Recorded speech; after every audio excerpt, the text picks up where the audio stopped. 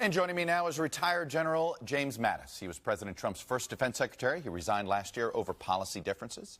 He's the author of a new book, Call Sign Chaos, Learning to Lead. General Mattis, welcome to the press. Good to be here. Thank you. Let me just start with getting your assessment of what you see happening on the ground now in northern Syria. Well, what we see is the continued reliance that we have on allies. The fight against ISIS was fought largely by the Syrian Democratic Forces. We have lost during several years of fighting in Syria, for example, less than a dozen troops, each one a tragedy, but the Syrian Democratic Forces, primarily the Kurds, have lost well over 11,000 killed, over 23,000 wounded. So you see how we are fighting this enemy, doing it in a way by, with, and through allies that spreads the load. So it's not just the American people, the American taxpayer, the American troops carrying the full load. Do you feel as if, are we still doing this fight now, or have we just pulled back and it's now up to the Kurds on their own? Well, it's in a situation of disarray right now. Obviously, the Kurds are adapting to the Turkish attacks, and we'll have to see if they're able to maintain the fight against ISIS. It's going to have an impact. The question is how much. How would you turn this around now if you could? That's a very good question, Chuck. That's a very good question.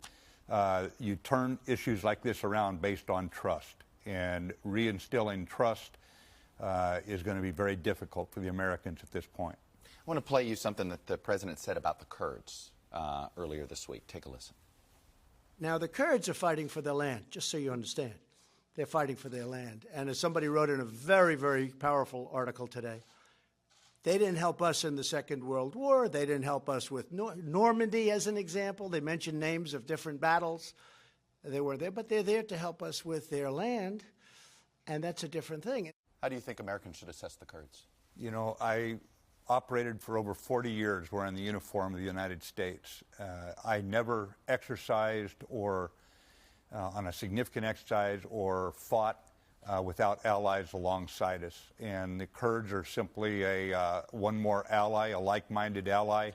You know, we have right now over 70 nations and international organizations helping in the fight against ISIS. So this is very much a coalition effort that we were contributing to. We were leading in many ways, but we were not alone out there. 16 other nations had military forces.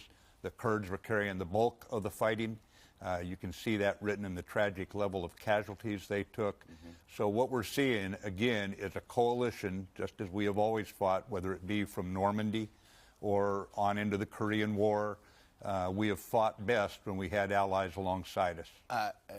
There's a movie called Charlie Wilson's War that the theme of it has to do with the Americans walking away from the Mujahideen in Afghanistan, and of course we all know what happens 20 years later.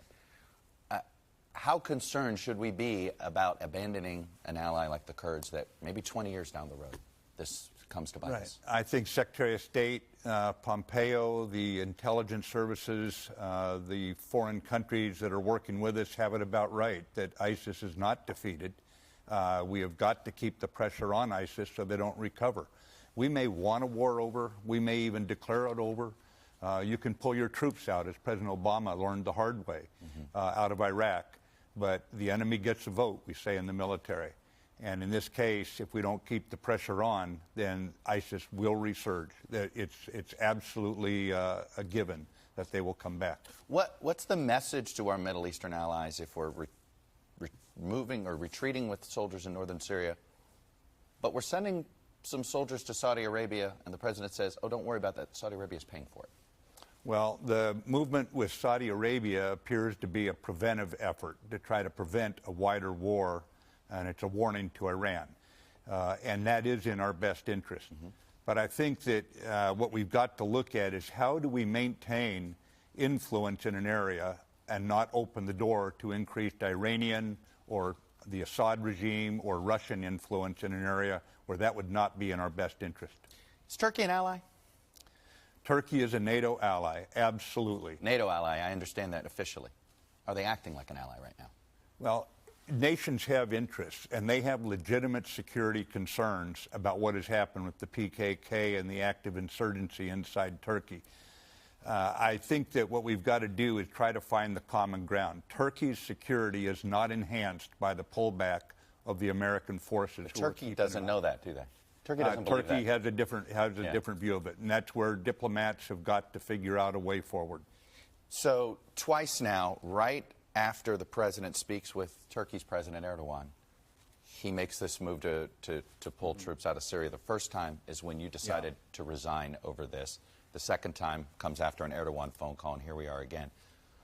How is Erdogan so persuasive? What makes him so persuasive in your view? Yeah, I don't know. I'm not going to speculate on something like that. You know, Chuck, the point I would make is we have a several hundred-year tradition of the American military not making political assessments. This isn't just about me not I'm not asking about politics. I'm asking about Erdogan. Well, this is politics, though. This is high-level politics. And what we've got to understand is our diplomats have got to be able to, basically, they've got to sort this thing out, and they've got to be given support in sorting it out. Are you concerned, though, at all that our diplomats aren't getting the type of support from political leadership, particularly in the executive branch? Yeah, you know, over the years I was in the military, it was made very clear in our training, our education, that our job was to make certain our diplomats always speak from a position of strength. That's why the military maintained its capability. It's not because we want to go to war, it's because we want to prevent it.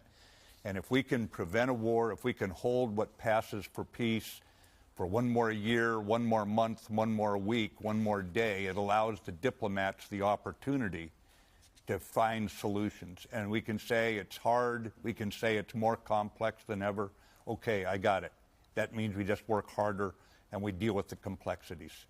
If you were head of the Pentagon right now, I'm curious how you would react to a troop saying the following. This is what a distraught soldier on the front lines serving or fighting alongside the Syrian Defense Force. I'm ashamed for the first time in my career, said the distraught soldier. American troops are doing nothing, the source lamented, just sitting by and watching it unfold. Of the president's decision, the source said he doesn't understand the problem. He doesn't understand the repercussions of this. Are you concerned about troop morale? We're always concerned about troop morale. We have an all-volunteer force. What we have to remember is every one of these soldiers, sailors, airmen, Coast Guardsmen, Marines, they have voluntarily stepped forward and looked past all the hot political rhetoric and rallied to the flag. We have to always be concerned with this. We have got to have policies that make sense on the front line, mostly that make sense in terms of the defense of the country. The troops are committed. They've signed a blank check payable to the American people with their lives to defend this experiment that you and I call America. And so their views on matters of policy are important to us. And how do we bring them on board and keep their heart and soul committed to the mission? It's always critical. Assess Russia as a threat to the United States. Well, as I said in my letter of resignation, there are nations that have chosen to be our adversaries.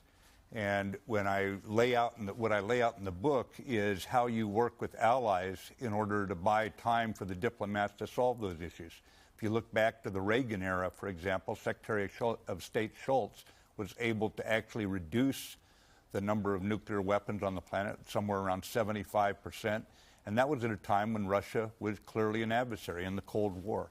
We've got to get back to those kind of discussions with Russia, those philosophical discussions, and start talking again to ensure that we don't see this return to a Cold War stage. Are you concerned that while the country speaks with one voice on a governmental level when it comes to Russia, that the political leader is not? Yeah, I won't make political assessments right now. The military job is to protect this experiment, this America, and the American people will decide who the political leaders will be. I have a lot of faith the American people will be represented by the right political leaders. When do you get concerned if the political leaders are putting the military decision makers in a box, shall we say?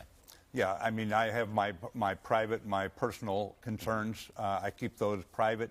I stick with the 200-year tradition of the U.S. military, more than 200 years from George Washington on, that we do not get involved in that level. And by the way, this is not new to me. Secretary of Defense Ash Carter, my predecessor in the Obama administration, declined routinely to answer questions he considered political in nature. The U.S. military is nonpartisan. The defense of the country is nonpartisan. So we have to stay out of those sorts of discussions. All right, let me tackle this from another direction, Ed. Give us some advice to Defense Secretary Esper. How did you get President Trump to see something in a way that he didn't see it before, but saw it the way you would like him to see it down the road? Explain how you had success in persuading him on a policy matter. The President and I had very straightforward discussions. I'm very confident that Secretary Esper has the same kind of straightforward discussions. I don't believe in doing things behind people's back. I would be right up front. We'd have private discussions once a week, usually at lunch. And you just lay on the table what you recommend and why.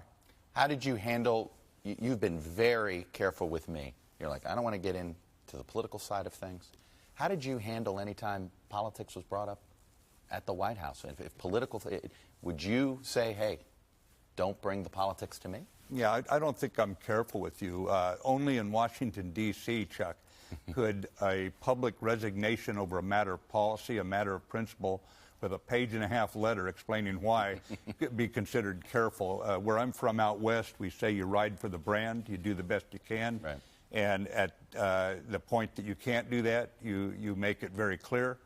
And my actions, I think, speak louder than words, but perhaps not in D.C. where no, I understand that. All right. Place. But how did you get him to? How did you stop bad ideas from happening?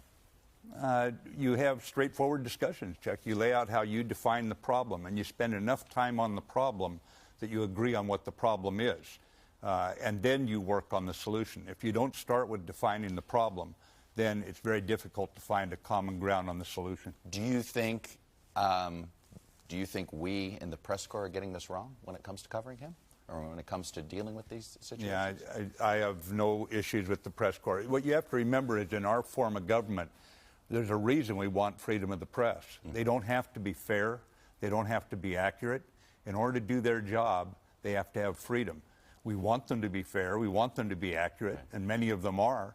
But it's not a requirement that the government gets to be the one who validates whether they're fair or not. I guess what I'm trying to do is I'm trying to get some insight on how you worked with this president to get some things done. Again, you come to agreement on what the problem is. The president and I met routinely once a week for lunch if I was in town. He was in town. And whatever the problems that we were dealing with, he would bring up certain issues. I would bring up certain issues. Sometimes the Secretary of State was there, sometimes the Chief of Staff. You just lay it out and you'd work it. At any point, did you find yourself having to say, you can't, when you're working with a foreign government, you can't mix politics, you can't ask them for help with a political situation? You never had a situation where the idea of asking another country for political help came up?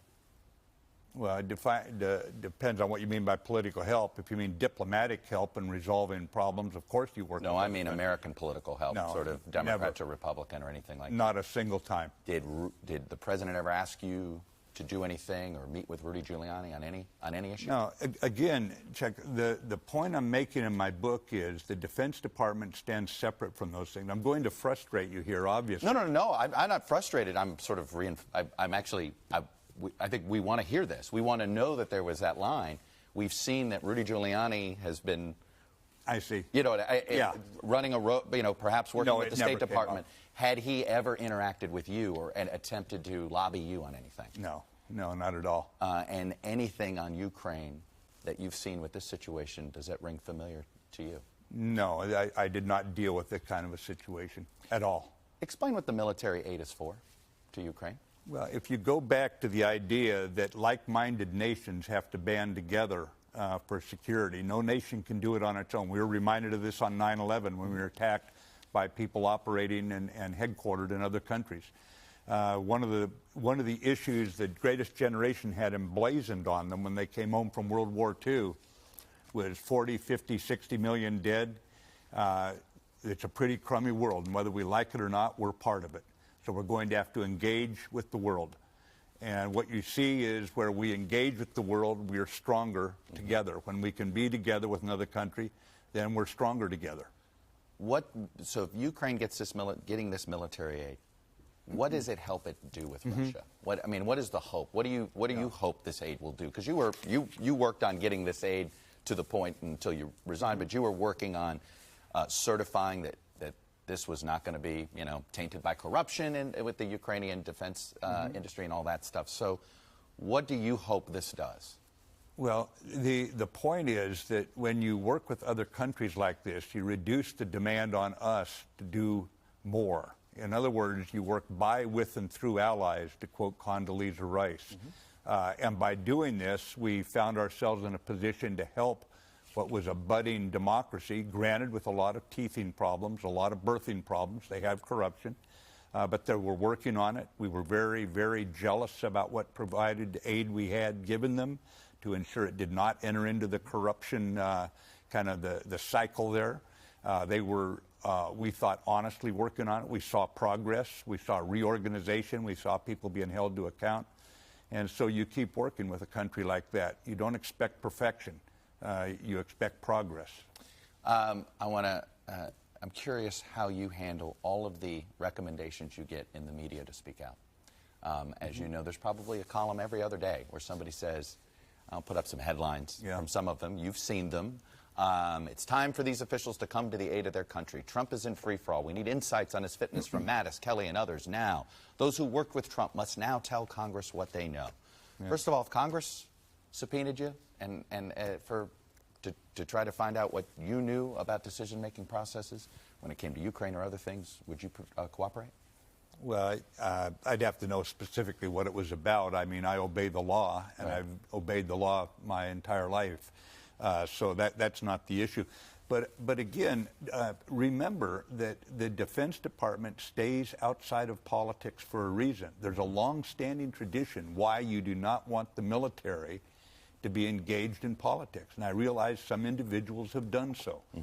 But again, only in Washington could I resign publicly over a matter of policy. You feel like it's pretty. You feel like your resignation letter is pretty clear what you think. Like, what more do you need to add, as you're saying? It's a page and a half long, and it talks about our security being tied inextricably to our alliances. I don't know what more I could say about how I think we ought to treat allies and how we should treat those who are our adversaries. Is America safer today because of this decision in Syria? That's a complex question. I would say America is always safer when it builds the trust and a sense of reliability among our allies, that we're reliable. When you have said, if you feel like you need to speak out more, you will. You'll know what that looks like. That seems to think that you do have more to say. You just don't believe this period of time is appropriate. Well, Chuck, I have a lot of faith in the American people. They know how to vote. They don't need military generals telling them that they think this political assessment is the one they should go with or the other one is, that sort of thing, especially as corrosive as the political debate has grown in the country. This would be the worst time, I think, for military people to step out like that. But also, the Constitution, I think, is a very hardy document. I've got a love affair with the U.S. Constitution. I actually used to read it about once a year and always found something new in it. So I always carry one with me. Well, and I admire that. All the time because you need it. I had a pocket version myself. I didn't carry it all the time, but I carried it a lot of days. I used to not carry it all the time. I need it more often these days. We all need it today. General Mattis, I'm going to leave it there. Thanks for coming on and sharing your views. You're welcome, Todd.